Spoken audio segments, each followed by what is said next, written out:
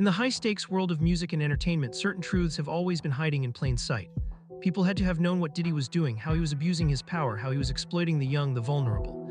Yet in spite of it all, they continued to feed him more, the spotlight, the influence, the adoration. Why? Because he was a star, a kingpin in the game, and sometimes that's enough to make people turn a blind eye. The rumors had always been there, quiet whispers in dark corners, passing from one person to the next, but no one dared to speak up. It's as if everyone was complicit in the silence. No one wanted to risk their own place in the system, so where were the warnings? Where was the courage to stand up?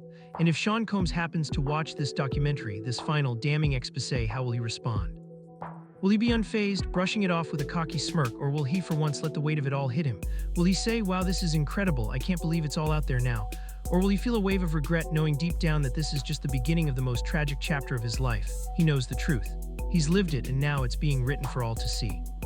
What's happening to him now, the way everything's crumbling, it's one of the greatest tragedies we're ever going to read about in the history of entertainment. But then, just as the world is starting to digest this ugly truth, Elon Musk and 50 Cent step into the spotlight, dropping a bombshell of a revelation, something so explosive, so outrageous that it shakes the very foundation of the entertainment world. And just when you think you've seen it all, here's the twist that nobody saw coming. Diddy might not even be the real puppet master. He might be a mere distraction in a much larger game, a pawn in a chess match of epic proportions. If people thought he was the one pulling all the strings, calling the shots, they may have been watching the wrong player this entire time. Sources are now saying that Elon Musk isn't just throwing out empty claims or rumors. He's sitting on hard, irrefutable receipts. We're talking years of data, private DMs, behind-the-scenes footage, and conversations from the old Twitter days, now rebranded as X. This isn't some piece of gossip. This is evidence that could flip the entire narrative upside down in an instant. The kind of evidence that could send shockwaves through the entire industry. Now people are piecing together the puzzle, mapping this whole story like a power pyramid. At the base, you have the stars, Jay-Z and Beyoncé, named synonymous with power, wealth, and influence. But as you climb higher, you reach the middle layer, where the real gatekeepers lie, people like Oprah Winfrey and Clive Davis, the ones who control the flow of power and access. They hold the keys to who gets in and who gets shut out. And at the very top of this pyramid, there's one name that allegedly ties it all together, one name that could unravel everything. This isn't just about music studios or the walls of boardrooms. This is about image, perception, and the way power operates behind closed doors. 50 Cent has been alluding to this darker side of the industry for months now, hinting at a level of influence that reaches far beyond anything most people could even imagine. And now it's starting to make sense. The whole thing is about to get a lot more intense, a lot more dangerous. "I believe they gave me a raw deal," says a voice that many recognize. Because this industry is a monster. It's the same monster that the Me Too movement has been trying to expose, the monster that devours lives and careers, the monster that chews people up and spits them out, leaving them broken. But my God, it's the same monster. It's not new and it's not going away.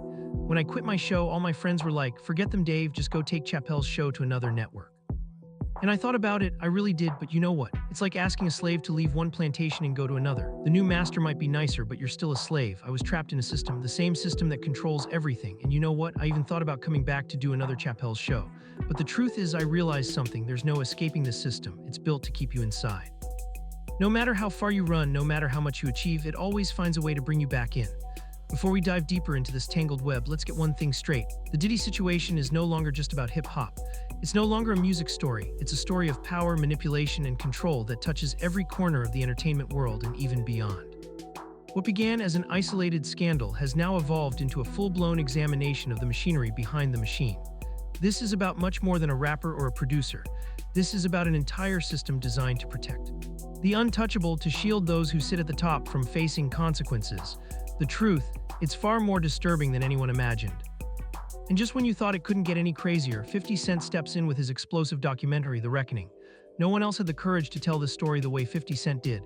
He didn't just expose the surface, it's a full-scale assault on the entire narrative that's been spun around Diddy and others in his circle for years. In this documentary, the message is crystal clear. Silence doesn't just protect the guilty, it implicates the entire culture. By keeping quiet, everyone becomes complicit in the lies, in the exploitation, in the manipulation that's been happening right under our noses for decades. Instead of hiding in the shadows, 50 Cent decided to bring the truth to light, calling out the system and demanding answers. And it hit like a sledgehammer. Things are only going to get darker from here. One of the most disturbing revelations that's come to light recently is that Diddy allegedly had his home wired with hidden cameras. But it wasn't just a couple cameras here and there. No, we're talking about hundreds of cameras planted throughout his mansion, recording everything that happened behind closed doors, private meetings, after-hours parties, the kind of intimate moments that no one was ever supposed to see. And the truly unsettling part. The cameras weren't just there to capture a spectacle. This wasn't about entertainment, this was about control. People close to the situation, like Jaguar Wright and Gene Deal, have claimed that the footage acted as leverage, a kind of insurance policy that kept people in line. It was a silent form of coercion, a reminder that nothing could be hidden, nothing could escape the watchful eyes of Diddy's empire. The power wasn't in threats, it was in knowledge, the terrifying realization that every action could be recorded and used against you if you stepped out of line. You didn't have to be physically threatened. The threat was always there, lingering in the background, a silent reminder that Diddy had the upper hand at all times. Now word on the street is that these tapes are being moved in secret and the panic is spreading. Major names in the industry are shaking in their boots, wondering if their own moments of weakness, their own darkest secrets are about to be exposed. The stakes have never been higher. The tapes could bring down more than just Diddy. They could shatter the carefully constructed facades of some of the most powerful people in entertainment.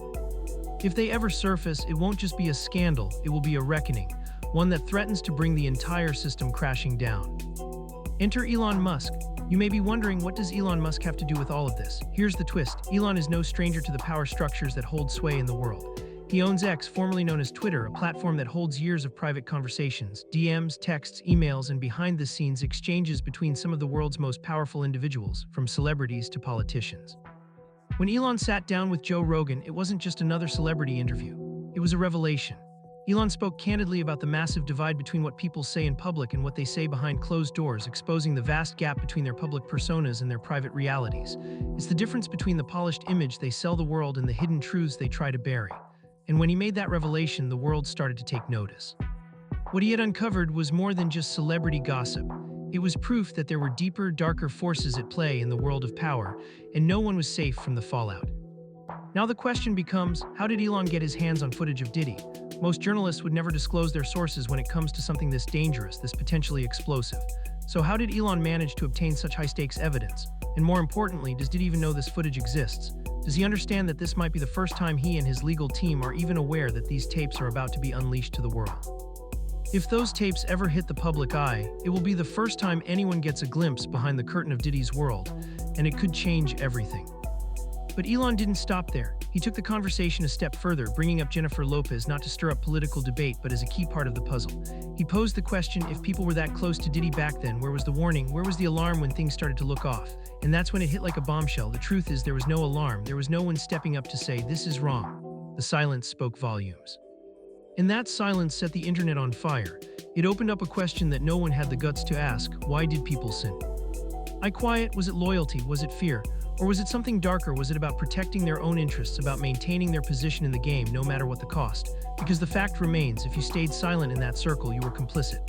And if you stayed silent, you were either too afraid to speak or too deeply embedded in the system to care. And the story doesn't end with Diddy. It climbs higher, and the deeper you dig, the darker it gets. At the very top of this pyramid, you have figures like Jay-Z and Beyoncé, two of the most powerful and influential figures in entertainment. But it goes much further than that, much further.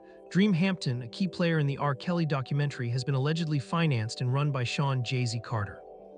They were able to secure key witnesses for their projects because Jay-Z was there, right alongside them during the darkest chapters of Robert Kelly's career. But here's the question that no one dares ask. How does Jay-Z sit down with Gayle King and never get questioned about his own connections to Aaliyah and R. Kelly? How does a man who's been at the center of so many major controversies manage to avoid the hard questions, the ones that could expose his own role in the larger story? It's insane when you really think about it. Everyone knows what's going on, but the system has always protected him. For years, the public has been told a narrative that paints Jay-Z as the lone survivor, the man who overcame adversity. But when you pull back the layers, you start to see that he's been groomed for this. He's been placed in a position of power by people who knew how to play the game better than anyone else. If we're going to understand the true depth of this power play, we need to look back even further beyond Diddy and Jay-Z and ask ourselves, who taught them to play this game? Because the answer isn't just Diddy, it's Clive Davis. Clive Davis has been the architect of much of the music industry's most powerful deals, pulling the strings behind some of the biggest names in history. He's been the one to decide who gets to rise to the top and who gets pushed aside. And Diddy, for all his ambition and skill, learned from the master. Clive Davis is the true source of much of the manipulation and power that has controlled this system for decades. He's been the one pulling the strings, setting the stage for the rise of stars like Diddy and Jay-Z, shaping the entertainment empire as we know it today. The truth is, this isn't just about one man, it's about a system that's been in place for years, a system built on control, secrecy, and the manipulation of power. It's about a culture that rewards silence and punishes those who speak out. And as more people start to wake up to the truth, the question becomes, who will stand up, who will break the silence? And when it all comes crashing down, who will be left standing? Jaguar Wright sat down for an explosive interview with Piers Morgan, and what she shared during that conversation left people in shock, questioning everything they thought they knew about the music industry. She didn't just talk about Jay-Z and Diddy, she went deeper, unraveling the complex web of their connections so deep and far-reaching that they have allegedly shaped the very fabric of the industry itself. According to Jaguar, these connections run far beyond what anyone is willing to admit, and their grip on the industry has been suffocating its growth for decades. As she spoke, the gravity of her words became clear. Both Diddy and Jay-Z, two of the most influential men in the business, had been pulling the strings for so long that the whole game had been rigged from the start. The full episode was pulled almost immediately from the internet, wiped clean as though it had never aired at all. But that only added fuel to the fire. People started asking questions. Why was it removed so quickly? Why was someone trying so hard to erase what Jaguar had said? It wasn't just the interview, it was the sheer weight of her words and the implications of what she was accusing these men of that made the silence so deafening. Jaguar didn't hold back. She openly called both Diddy and Jay-Z monsters, claiming that their combined power had been quietly destroying the industry for decades. But it wasn't just a general accusation, it was a bombshell claim that would make even the most hardened cynic stop and think. She connected Jay-Z to something much darker, something that had been lurking in the shadows for years. The biggest revelation came when she brought up Aaliyah. Jaguar suggested that Jay-Z might have been connected to Aaliyah's tragic death, claiming it wasn't just a random accident but something much more personal.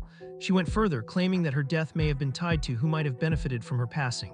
It was a theory that had been whispered about for years, but no one had ever been brave enough to speak it. Aloud, Aaliyah was not only a rising star but also someone who had the potential to become a powerful force in the industry. Her sudden death left a void, one that others could step into, one that could have shaped the careers of those left behind. None of these claims have ever been proven, but the fact that they keep resurfacing speaks volumes. What makes this so unsettling is that Jay-Z has never publicly addressed the rumors. He has remained silent, refusing to give any clarity on the matter despite the intense public interest. And in the world of entertainment, silence often speaks louder than words. The silence doesn't come across as neutral, it feels deliberate. It feels like a choice, a conscious decision to let the rumors swirl, knowing that the longer you remain quiet, the more people will fill in the blanks with their own suspicions. And then came another question that no one could ignore. Why was Jay-Z's high-profile attorney suddenly involved in Diddy's mess? Was it just coincidence, a mere legal strategy, or was it something bigger, something more insidious? The timing couldn't have been more suspicious. Here you have two of the biggest players in the game, and suddenly Jay-Z's legal team is right there in the middle of Diddy's drama, as if they were ready to clean up a mess before it got any bigger. The internet didn't waste time asking questions. Connections were being made, patterns were starting to emerge, and the more people dug, the more the dots started connecting. Something about that link just didn't sit right, and the more the story unfolded, the more the truth seemed to slip just out of reach. It was a game of smoke and mirrors, with powerful people doing everything they could to keep the real story buried beneath layers of misdirection. As the story continued to evolve, it took an even darker turn. Footage surfaced, allegedly from a 2016 hotel incident in Los Angeles, showing Diddy in what appeared to be a violent altercation with then-girlfriend Cassie Ventura.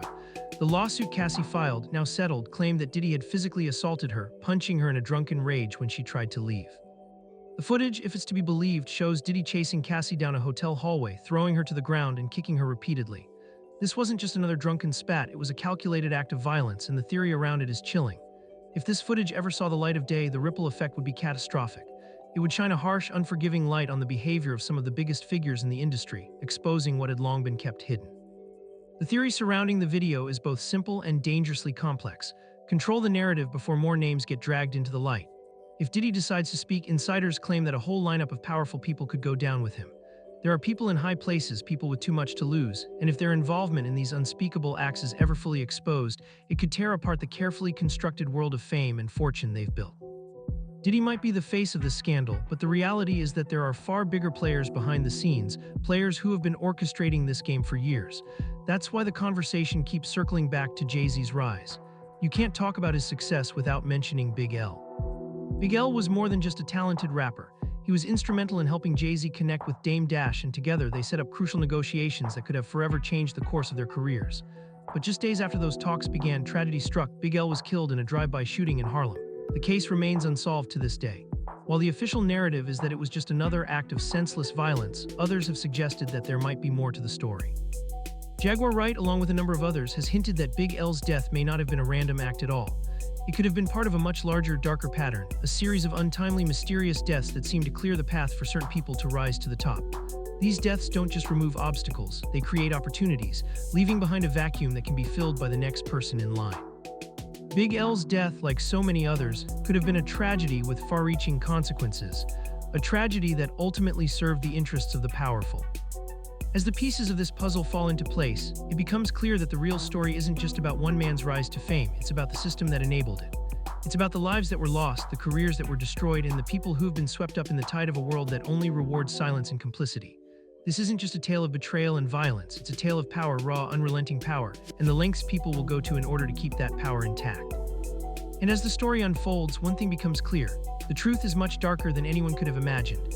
At level 2 of this power pyramid, we enter a realm where influence is about far more than fame, wealth, or even direct control. This is the domain of leverage, the silent, unseen hand that manipulates the chessboard from the shadows, pulling strings in a way that no one ever sees. This is where we find figures like Oprah Winfrey and Clive Davis, two titans of their respective industries, whose names carry immense weight and whose decisions ripple through the world, often without anyone fully understanding the extent of their power. Oprah Winfrey is often described as one of the most influential women in the world. Her influence has been undeniably vast, shaping not just the media landscape but the very fabric of public opinion. But with great power comes great scrutiny. Oprah's name is forever tied to the Me Too movement, not because she was one of the victims, but because of her proximity to the very man who became the face of Hollywood's darkest secrets, Harvey Weinstein. The images of Oprah and Weinstein together, smiling, posing for photos, exchanging public support during the years when whispers about his behavior were already circulating, those images have never been erased. Critics argue that Oprah, with all of her influence, could have been one of the first to expose Weinstein's predatory behavior. She had the platform, the voice, the power to shine a light on the truth long before the public reckoning began. But instead, she stood by him. In doing so, she became part of the very system she now claims to oppose. Why didn't Oprah speak out sooner? The silence surrounding her relationship with Weinstein isn't just a sign of ignorance, it's a calculated move. In this world, silence is protection. Silence is a currency that buys you time, allies, and power. If you stay silent when powerful figures are under fire, you protect your own interests, your own empire. You ensure that the narrative remains within your control. And that silence, that quiet acceptance, allows you to maintain your place at the table, your connection to the most powerful people in Hollywood and beyond. Oprah's silence has been interpreted by many as a decision to protect her brand, her relationships, and her status in a world where stepping out of line could cost you everything. But silence comes with a price, and the cost of protecting Weinstein was steep. It has cast a long shadow over Oprah's legacy, and no matter how much she tries to distance herself from it now, the stain of that silence remains. Oprah's involvement in the controversy surrounding the girls' school she funded in South Africa is another chapter in her legacy that has been met with harsh criticism. The school, which was meant to empower young women and give them a chance to succeed, became the focal point of allegations of abuse and mismanagement. Staff were fired, public statements were made, and the fallout was swift. But even after the dust settled, the story never fully added up. Critics argue that the way Oprah handled the situation raises more questions than answers. The school was meant to be a beacon of hope, a symbol of Oprah's commitment to making the world a better place. But when things went wrong, when allegations surfaced, Oprah's response seemed measured, even calculated. Was it just an unfortunate incident, or was it a reflection of the larger pattern of silence and complicity that permeates Oprah's entire career? These lingering questions about the girls' school are often raised in conversations about Oprah's brand of quiet power. Oprah doesn't need to make headlines every day to maintain her influence. She doesn't need to go viral or create the latest trending topic. Her power is more subtle, more insidious. It's the power of a phone call, a private meeting, an unspoken nod of approval or disapproval. Oprah can decide who gets their moment in the spotlight, who gets sidelined, and who gets branded as difficult or uncooperative. She can shape careers, destroy reputations, and control narratives without ever making a public spectacle of it. It's a power that operates in the background, where nothing is left to chance and everything is calculated. And that kind of power is perhaps the most dangerous of all. Then there's Clive Davis, a man whose legacy in the music industry is nothing short of legendary. As the longtime head of Arista Records, Davis helped shape the careers of some of the most iconic names in music: Whitney Houston, Alicia Keys, and many more. He didn't just sign artists, he created stars. His influence in the industry is so pervasive that it's hard to imagine the music world without him. But the deeper you dig, the more you realize that Davis's power wasn't just about music, it was about control. The same control that kept some of the most powerful names in entertainment at his mercy. But things get murky when you start to examine Davis's relationship with Diddy. The official narrative is that Diddy was Davis's protege, someone who learned from the master. But Suge Knight, the notorious co-founder of Death Row Records, has made claims that their relationship went far beyond that. According to Knight, Diddy and Davis were not just mentor and protege, they were deeply intertwined, their connections running much deeper than anyone ever knew. These are not claims that have been publicly proven, and perhaps they never will be. But the whispers refuse to die, and every time the press presses Clive Davis about his ties to Diddy, the discomfort in his responses speaks volumes. He squirms, changes the subject, and deflects the questions with a practiced ease that only someone with years of experience in controlling the narrative could pull off. But that silence, that discomfort, it does go unnoticed. It doesn't just raise eyebrows, it raises entire suspicions about the depth of their connection, and whether it's something darker than anyone is willing to acknowledge. The real question that has plagued people's minds for years is deceptively simple. Who knew what? Who stayed silent? And who spoke up? The answer to this question holds the key to understanding the true extent of the power that has controlled the entertainment industry for decades. The question isn't just about the people involved in the scandal, it's about the system that allowed it to continue unchecked for so long. If the truth ever fully comes to light, if those hidden tapes ever get out, the focus won't be on who knew anymore. It won't be about piecing together the puzzle of who had the information first, who stayed quiet, or who leaked what. The question will shift to something even more pressing: who will be left standing when the dust settles? Because once the truth comes crashing down, no one will be safe. The powerful people who have controlled the narrative, who have silenced those who dared to speak out, who have hidden behind a wall of influence and fear, once it all unravels, their empires could crumble. The carefully constructed facades of power and control will be exposed for what they really are: fragile, precarious, and dependent on maintaining the illusion. And when the illusion is shattered, only the truth will remain. And the question that will haunt everyone will be simple: who will be left standing when everything else has fallen apart?